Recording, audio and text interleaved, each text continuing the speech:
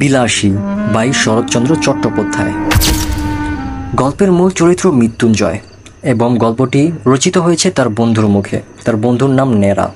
মৃত্যুঞ্জয়কে সবাই থার্ড ক্লাসে পড়তে দেখেছে, কিন্তু তার ফোর্থ ক্লাসে পড়ার খবর কেউই জানে না। থার্ড ক্লাস মানেই তখনকার অষ্টম শ্রেণী।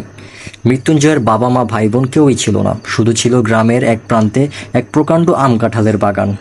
আম কাঁঠাল বিক্রি করে যে অর্থ মিলত সেই অর্থ দিয়ে মৃত্যুঞ্জয়ের সারা বছর চলতো এবং অবশিষ্ট টাকা সে গরিব মানুষ এবং তার সহপাঠীদের পেছনে খরচ করত। কিন্তু গ্রামের কেউই এই কথা প্রকাশ করতে চাইতো না। আত্মীয় বলতে মৃত্যুঞ্জয়ের ছিল দূর সম্পর্কের একজন জ্ঞাতি খুড়া। খুড়া অর্থ তার চাচা। খুড়ার কাজ ছিল গ্রামে ভাইপোর নামে দুর্নাম রটনা করা। মৃত্যুঞ্জয় গাঁজা খায়, গুলি খায়, এমনকি আরও কত কিছু। সাথে সে দাবি করিয়া বেড়াইত মৃত্যুঞ্জয়ের যে আম কাঁঠালের বাগান আছে অর্ধেক তার নিজের। হঠাৎ অনেক দিন গ্রামে মৃত্যুঞ্জয়ের দেখা নেই, কোনো খবরও নেই। একদিন শোনা গেল তার অবস্থা প্রায় মরমর।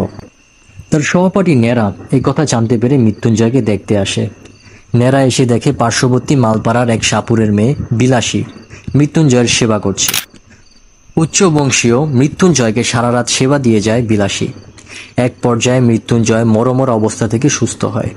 মৃত্যুঞ্জয় তার সেবার প্রতিদানে বিলাসীকে ভালোবেসে বিয়ে করে, কিন্তু মৃত্যুঞ্জয়ের স্বার্থপর খুড়া কোনোভাবেই এ কথা মেনে নিতে পারছিল না। সে গ্রামের মানুষদের কাছে বদনাম ছড়াচ্ছিল। বিলাসীর হাতে ভাত খাওয়ায় বংশমর্যাদার অপমান এবং অন্য পাপের অভিযোগ তুলে খুড়া। একসময় গ্রামবাসীকে নিয়ে বিলাসী এবং মৃত্যুঞ্জয়ের উপর অত্যাচার করে এবং ভিটে ছাড়া করে তাদের। মৃত্যুঞ্জয় সকল অবিচার মেনে নিয়ে বিলাসীকে নিয়ে সাপুরের জীবন বেছে নেয় এবং জঙ্গলে বাস করা শুরু করে। কিন্তু এই যাত্রা বেশি দিন রটেনি তাদের কপালে। একদিন বিলাসীর সঙ্গে সাপ ধরতে গিয়ে খরিশ খোগরা সাপের কামড়ে মৃত্যু ঘটে মৃত্যুঞ্জয়ের। স্বামী হারানোর কষ্ট কোনোভাবেই মেনে নিতে পারেনি বিলাসী। একসময় স্বেচ্ছা মৃত্যুর পথ বেছে নেয় সে।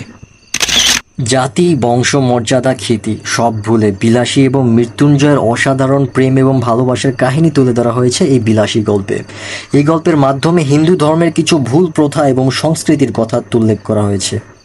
বংশমর্যাদা এবং জাতিগত ভেদাভেদও দেখা গেছে।